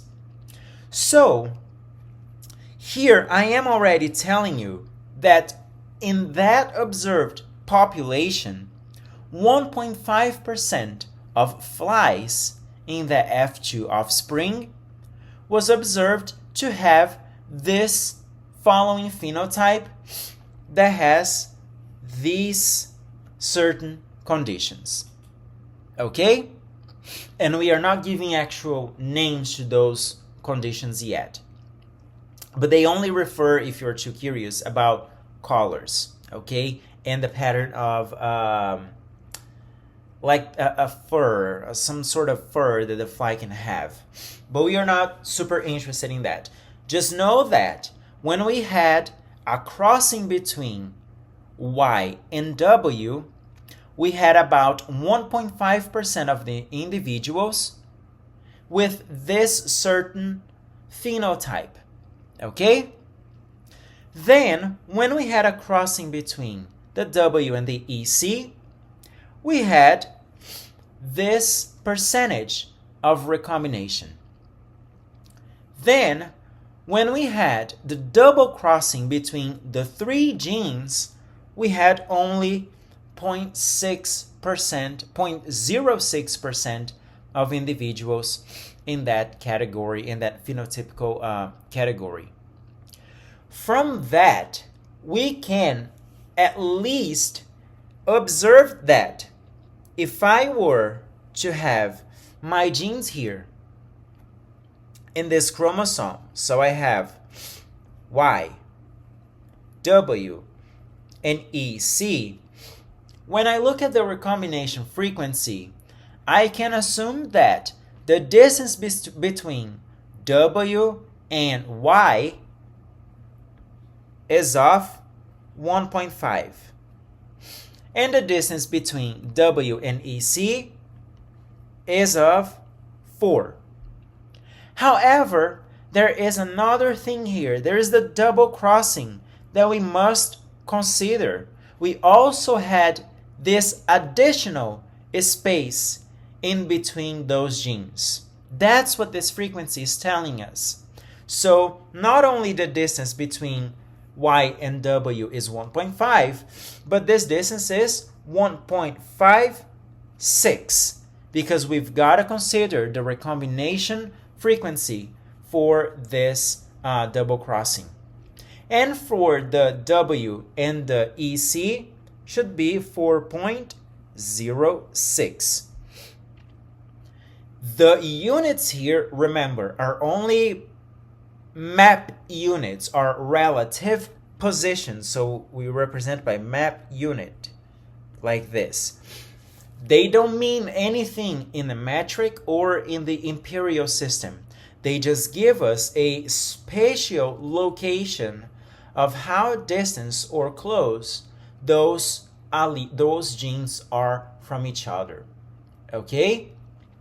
So here, doing this 3-point mapping crossing, we understand about the distance between those genes. Okay? And we know that the distance is equal to the percentage of all the individuals that they produced.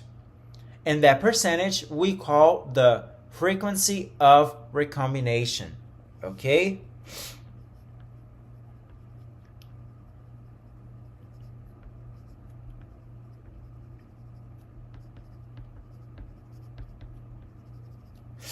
So the distance between these genes tells us,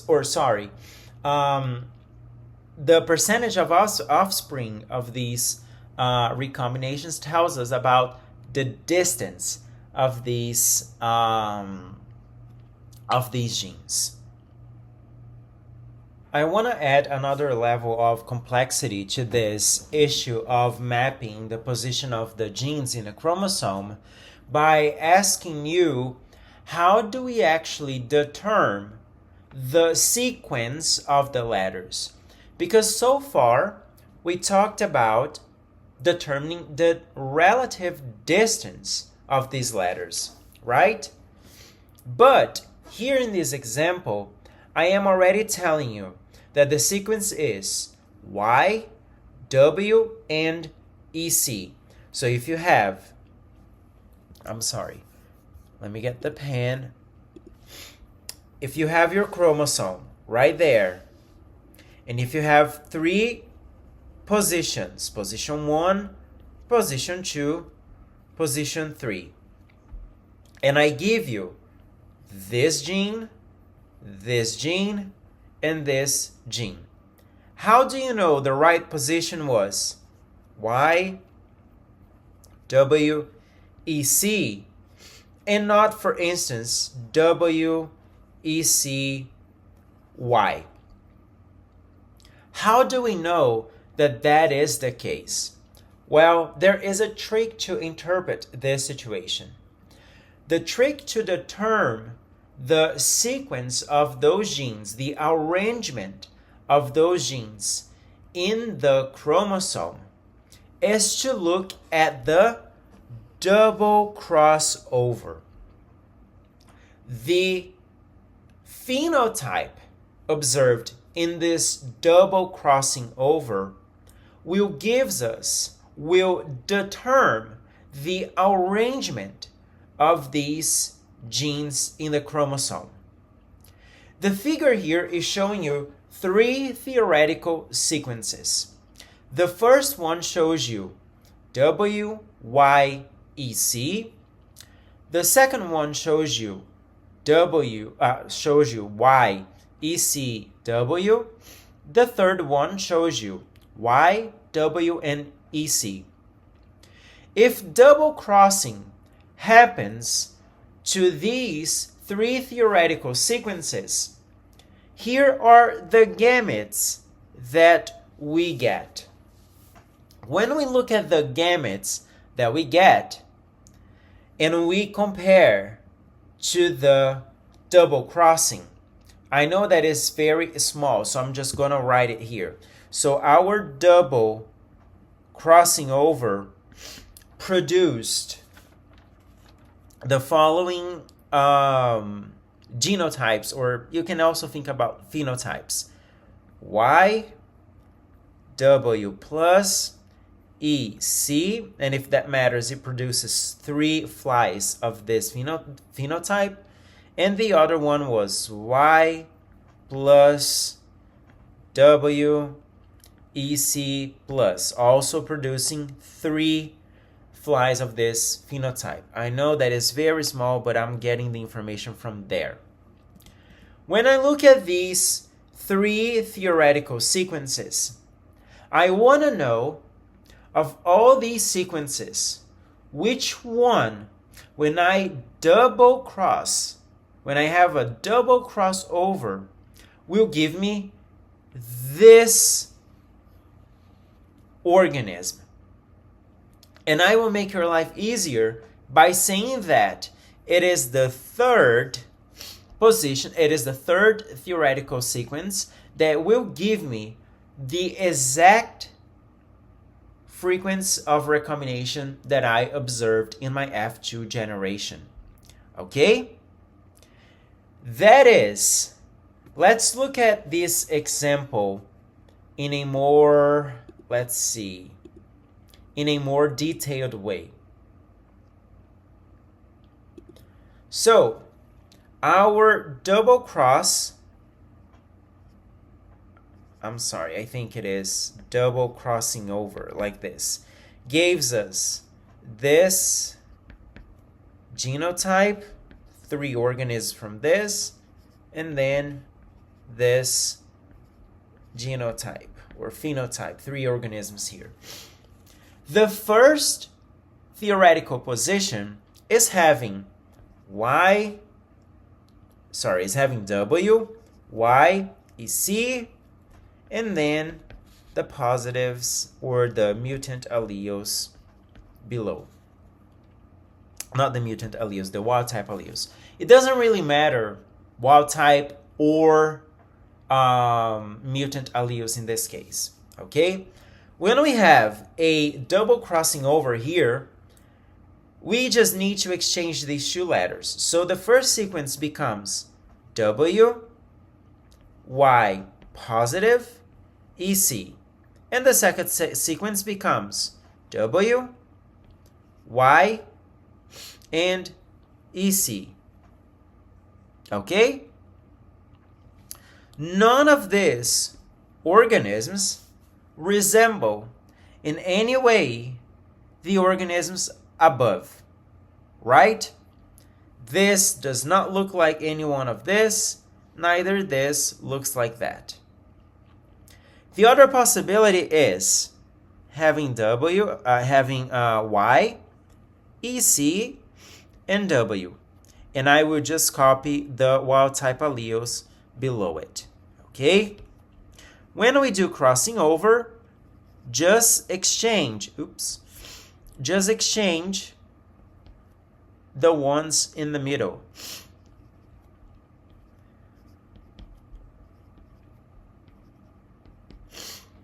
So when we look at this organism is not represented there by the double crossing frequency ratio. This one, yeah, you can find it right there, but because this other one is not represented, then the sequence cannot be this one. Also was not this one. Our last probability, or our last organization will be Y, W, EC, and the wild type alleles right below it. When you have the double crossing, you end up with Y, W positive, EC, and Y positive, W, EC positive. Look that this sequence that you obtained after the double crossing of this organism is exactly the same as the double crossing that you obtained in your F2 generation. So that is how I know that in this big chromosome, Y comes first, W comes second, and EC comes third.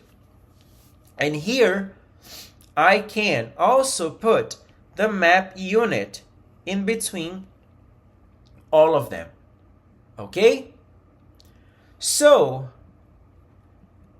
here is a challenge for you, I would say. There is a exercise in the following slide where I want you to figure out the right sequence of the genes in the chromosome. So think, you have one big chromosome, and I am giving you 3 genes. Those genes are BR, V, BM. And I want you to tell me, what is the locus? What is the position of BR, V, and BM? Remember, you have position 1, position 2, and position 3. I want to know where each gene is occupying in this chromosome, the position that each gene is occupying in this chromosome. Here is the following. You are crossing these 2 organisms. The sequence here is not correct. I just give you an imaginary sequence just so you can play around. I want to know what is the correct sequence right there of these genes. These are your chances. These are your possible combinations or possible sequences. You want to know from these sequences here which one will give you the sequence represented in the double crossing over. Okay? That is how we are going to determine what is the gene that comes first, what is the gene that comes second, and what is the gene that comes in third place. There is an answer for this exercise, and it's right in the next slide, which I'm not going to click right now in the lecture. But if you are curious, the slide is already available, and you can go ahead and look at the answer and try to come up with an explanation for why the answer is that. But this is very simple. Okay, I know we are just looking at different letters. It's just not capital A and lowercase a and all that stuff. We're adding some complicated nomenclature to it, but just look at what the double crossing over is telling you. Okay? Because why is the double crossing over so important? Because you are crossing, you are changing the position of two genes at the same time. So it's a very specific recombination frequency that you get when you do that. And that's why we can determine the position by looking at what happens to the double crossing over. Okay? This is a challenge, and I expect us to go over this brief exercise in class.